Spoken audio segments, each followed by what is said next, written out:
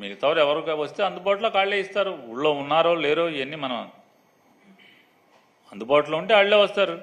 మీరు కూడా విలేకరు గారు కాబట్టి అందుబాటులో ఉంటే ఫోన్ చేసి కొట్టండి. నా ముందే ఫోన్ చేసి తప్పేం లేదు. ఇప్పుడే ఫోన్ చేసి ఏమైతే నాని అడిగాను, ఒకసారి ఫోన్ చేయమన్నాడు, ఏంటి ఉంటున్నావా వెళ్ళిపోతున్నావా అని అడగండి, తప్పేముంది.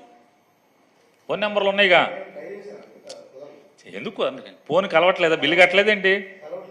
కానీ రీఛార్జ్ అయిపోయిందా? రీఛార్జ్ చేయండి ఒకసారి. నేనే పార్టీ తరపున 100 జరుగుతూ ఉంటాయండి. పార్టీ తరపున లోపల అంతర్గతంగా బోళ్ళని జరుగుతూ ఉంటాయి. అంతర్గతం అన్నీ ఏం చెప్పరు కదా. అంతర్గతంగా జరిగేవన్నీ చెప్తామా? చెప్పం కదా. అట్లాగే ఒకవేళ మీకు మిగతా వాళ్ళు సమాధానం రావట్లేదని అనిపించింది, నాని అడిగాయండి, నాని ఒకసారి ఫోన్ చేయమన్నాడు, ఏంటి ఉంటున్నావా వెళ్తున్నావా అని అడగండి, తప్పే ఉంది. అడిగండి, కొట్టేయండి, చేయండి, కొట్టండి. సరదా ఎందుకు చేయకూడదు? నన్ను అడిగినప్పుడు నేను చెప్పాక కొట్టమని. మీరు నన్ను ఏమడిగారు? మా పార్టీలో ఏమని అడిగారంట మీరు?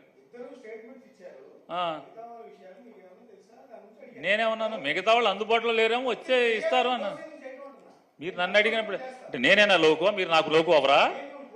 కాదండి, నేను కూడా మిమ్మల్ని ఫోర్స్ చేయలా. నేను కూడా అన్నా అంతర్గత తేలుతుందిగా. సందేహాలు ఎందుకు? నేను పేగ మీద కత్తెట్టానా కర్ర ఎట్టానా? మీరు కూడా దబాయించి మాట్లాడద్దు సార్. మీరు విలేకరి, నేను రాజకీయ నాయకుడిని. ప్రెస్ మీట్ నేను మాట్లాడతాను. మీరు అధికారంలో ఉండి వచ్చారు బయటికి, మీరు అధికార పార్టీలో అంటగాగే వచ్చారు బయటికి.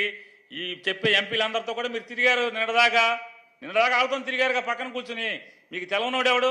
ఫోన్ చేసి మాట్లాడమంటున్నా దానికోసమే. అరే మీకు సందేహాలు ఎందుకు?